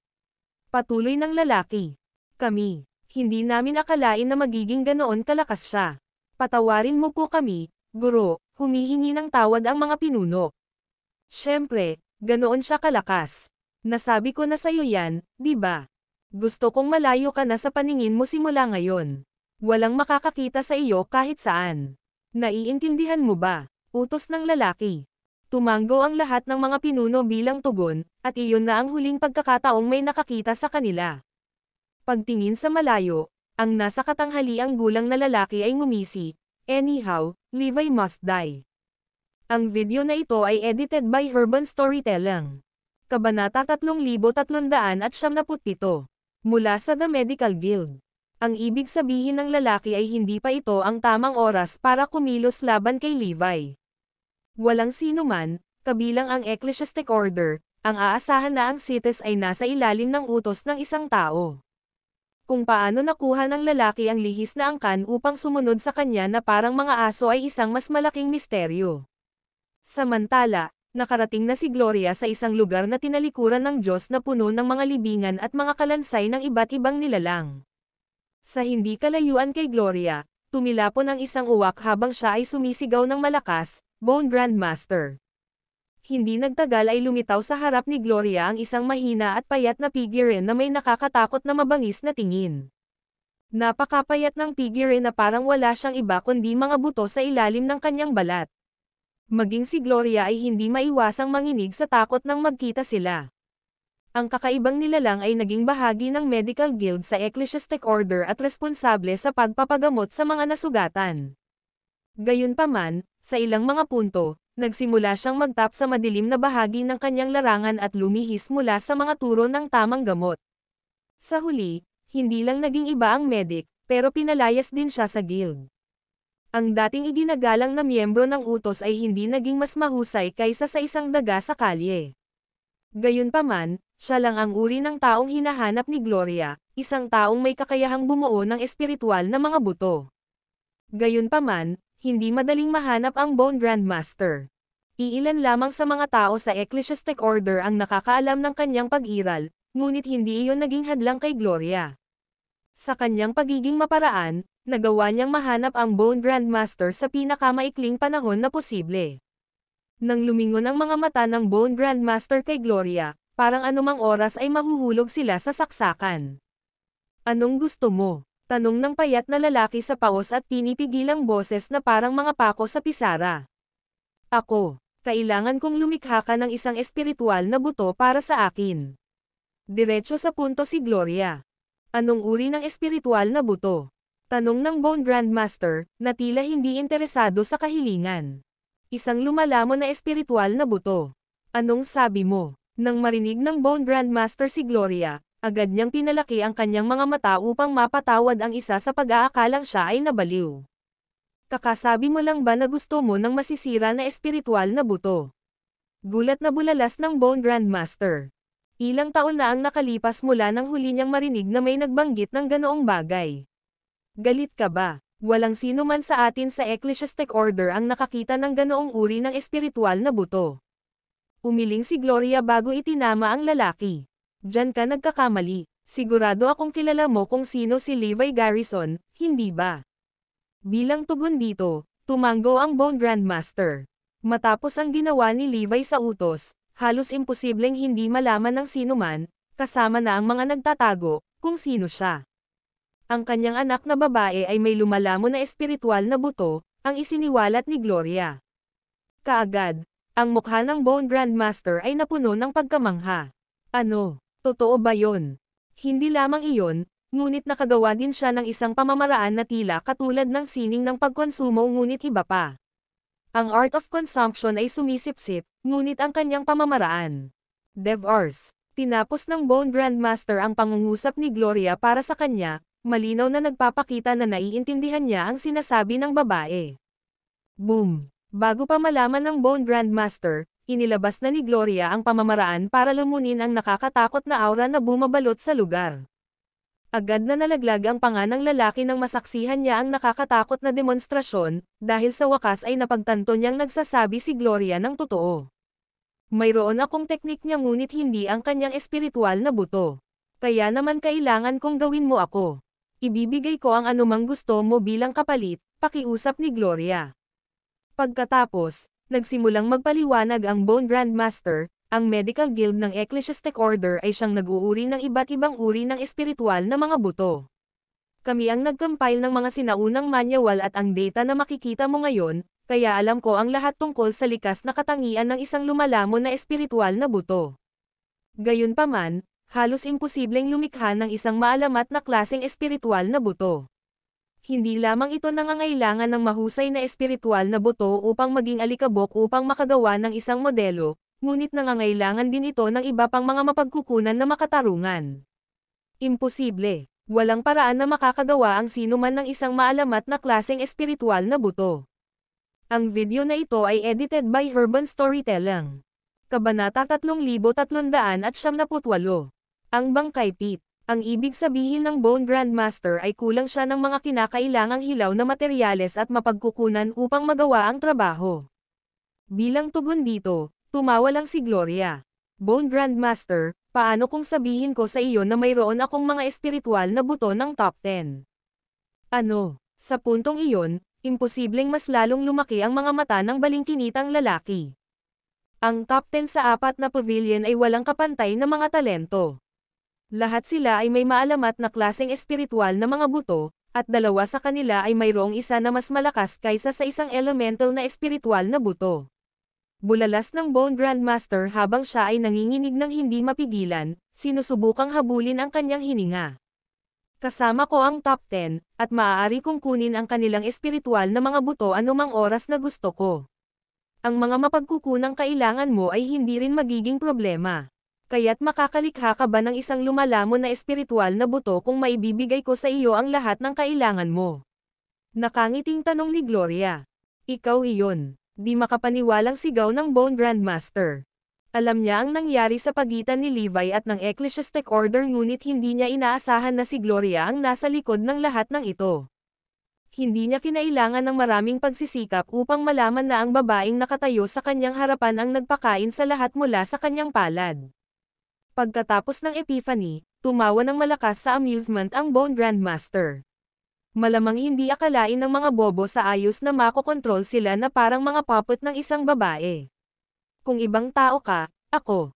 Hindi magbibigay ng dam. Ngunit ang ginawa mo sa utos ay labis akong napahanga, kaya tutulungan kita. Ito na siguro ang pinakabaliw na nagawa ko. At hindi mo na kailangang bayaran ako para dito. Ay pangako mo lang sa akin na sisirain mo ang order kapag tapos na ito. Gusto kong panoorin silang nasusunog sa lupa. May matinding kabaliwan sa boses ng Bone Grandmaster, ngunit hindi ito pinansin ni Gloria, dahil alam niyang ganoon ang magiging reaksyon ng lalaki. Bago pumunta sa Bone Grandmaster, ginawa ni Gloria ang kanyang takdang aralin at napagtanto ng lalaki na kinasusuklaman ng lalaki ang Ecclesiastic Order para sa pagpapalayas sa kanya mula sa Medical Guild at ginawa siyang bagay ng paghamak. Ang Bone Grandmaster ay labis na kinasusuklaman ang utos kaya't wala siyang ibang gusto kundi ang makita silang mapahamak. Kaya naman alam ni Gloria na papayag ang lalaki na tulungan siya. Kahit na parang ginawa ito ng Bone Grandmaster ayon sa sarili niyang kagustuhan, ang totoo ay minamanipula siya ni Gloria.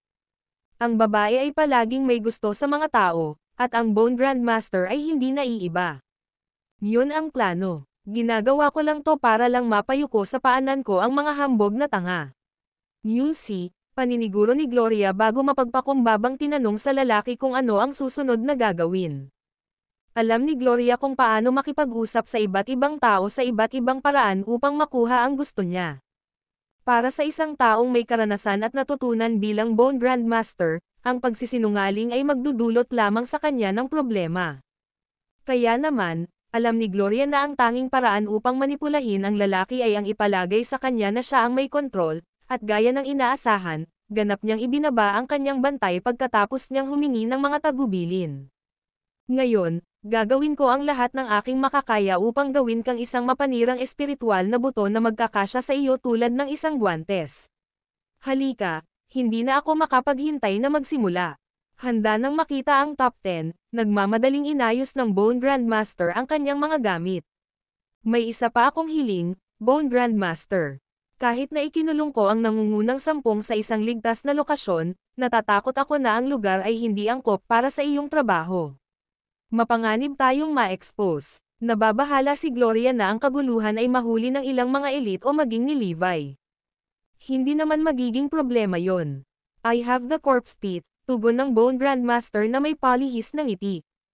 Ano? Ang pinakadelikado sa Deadly 7. Napataas ang kilay ni Gloria nang banggitin ng lalaki ang lugar. Ang corpse pit ay ang pinakadelikadong lugar sa Deadly 7 nanograms Ecclesiastic Order. Gaya ng ipinahihiwatig ng pangalan, ito ay isang nakakatakot na lokasyon na puno ng 10,000 mga bangkay. Ang video na ito ay edited by Urban Storytelling. Kabanata 3399. Pagkatalo sa isang babae, pinuno ng hindi mabilang na mga bangkay ng mga mandirigma mula sa Ecclesiastic Order ang corpse pit. Ang mga lihis na angkan ay naglalagay ng mga bangkay ng mga mandirigma doon mula pa noong nakalipas na mga taon. Ito ay isang lugar na kinatatakutan ng Ecclesiastic Order. Kahit na makapangyarihan si Gloria, hindi niya mahanap ang bangkay. Kaya naman, nagulat siya na alam ito ng Bone Grandmaster. Ang galing. Hanggat nasa corpse pit tayo, walang makakaalam kung nasaan tayo. Tuwang-tuwa si Gloria. Hindi nagtagal at dinala ni Gloria ang Bone Grandmaster kung saan nakakulong ang top 10 members. Nagulat ang mga miyembro ng top 10 sa kanilang nakita. Ikaw ba ang natalo na pinalayas ng Medical Guild? Si Flavius at ang iba ay may malawak na kaalaman. Kaya naman, nakilala nila ang Bone Grandmaster sa isang sulyap. Hahaha, anong sinabi ko sa'yo? Itinuring ako ng buong Ecclesiastic Order na talunan. Sabi ni Bone Grandmaster habang tumatawa. Lalo nitong pinatibay ang kanyang intensyon na tulungan si Gloria. Nakuha mo ba talaga ang lahat ng mga banal na kasangkapan ng 4 na pavilion? Ang daming talunan. Paano mo nagawang matalo ang isang babae? Panunuya ni Bone Grandmaster. Nagsimula siyang maniwala kay Gloria. Pagkatapos, sinimulan niyang suriin ang pag-iwas sa buto ng nangungunang 10 miyembro.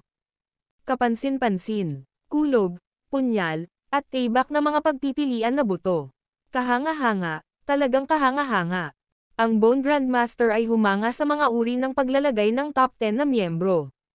Nilinggan niya si Gloria at napabulalas, haha. Positibo ako na magagawa ko ito sa pagkakataong ito. Bago ito, mayroon pa rin akong pagdududa. Hanggat magagawa mo ang mga listahan ng pag-aayos, higit pa akong sigurado na magagawa ko ito sa oras na ito. Tuwang-tuwa si Gloria nang marinig ang mabuting balita. Gayunpaman, nagsimulang magpanik ang top 10 members. Hayaan mong sabihin ko sa iyo ang isa pang magandang balita. Ang babaeng ito. Itinuro ng Bone Grandmaster si Riley at nagpatuloy, ang kanyang paglilinis na buto ay nakasandal sa tipo ng mananakmal. Maaari nating gamitin ang kanyang mga pagpipilian na buto bilang isang modelo.